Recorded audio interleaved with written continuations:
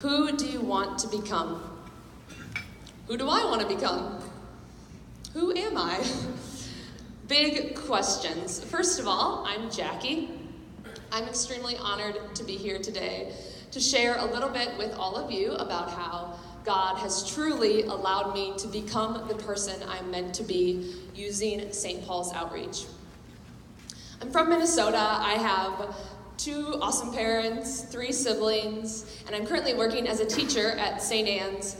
Shout out to my principal who let me be here today with you guys. This is actually our last week of school. Friday is our last day, so you can think of me later today because I'll be playing games. It's field day, so awesome.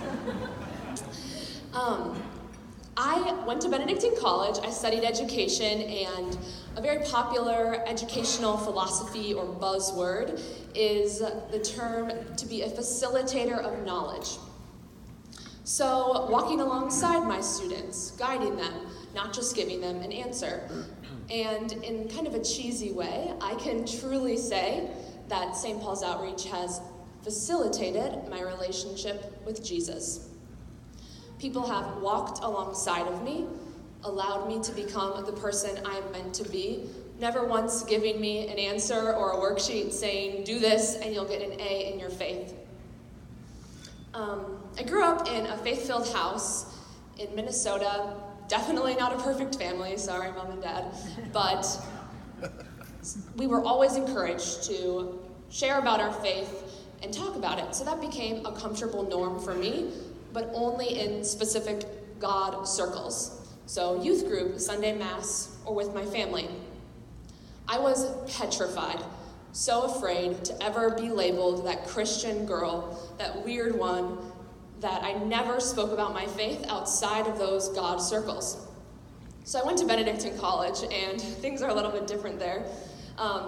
Faith is frequently talked about, and when I encountered St. Paul's Outreach at Benedictine, faith was always talked about outside of specific God circles. And I was like, who are these crazy people? They're weird, and it's okay because I'm a little weird, so maybe this is a good fit. I started hanging around and going to formation nights, being involved in small group. And one formation night in particular, the missionary was giving a talk, and he was saying, we need to be people who go out on campus and, talk to anybody in any setting about Jesus. In my head, I'm like, great, I can do that. And then he goes, and so we're going to go do that now, and we're going to come back and then talk about what happened. And I was like, yeah, I actually can't do that. Like, that's outside of my God circle, so I sneak away, and I call a friend, talk about nonsense for like 20 minutes. I hang up the phone, and I'm just sitting there like, that was meaningless. Jesus, I can't do this without you. I am too afraid to mention your name. But I want to be able to. Somewhere deep down, I wanted that. So I kind of consider that moment a little bit ironic because here I am now talking to you about my faith outside of a specific God circle. But Jesus took that one initial surrender, a moment of me opening a very small crack of my human weakness, and he just flooded it. I would say because of this pivotal experience, I have had a new courage that I've never had before. A courage to be a teacher in a Catholic school, courage to spend summers working at Camp Tuckawitha, shameless plug, if you want to send your kids to an awesome camp. Courage to pray with a homeless man on the street, things that I wake up sometimes and I'm surprised with my life and where God has brought me and how he has changed me. And trust me, like my family, I am not perfect.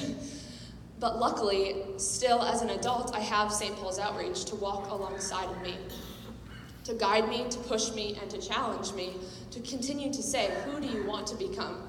Who are you? And we're going to get a chance to pray together, and I guess I want to ask you that question. If there's nothing else that you remember from this morning, just remember that all it takes is one small moment of weakness, one small opening the door, a little crack to say, Jesus, I can't do this on my own. I need your help, but I want this. So maybe my challenge for you is to ask God, who do you want me to become? What area of my life do I need to just surrender in a very small way? What your small yes to Jesus today could be an infinite change in your life. Thank you.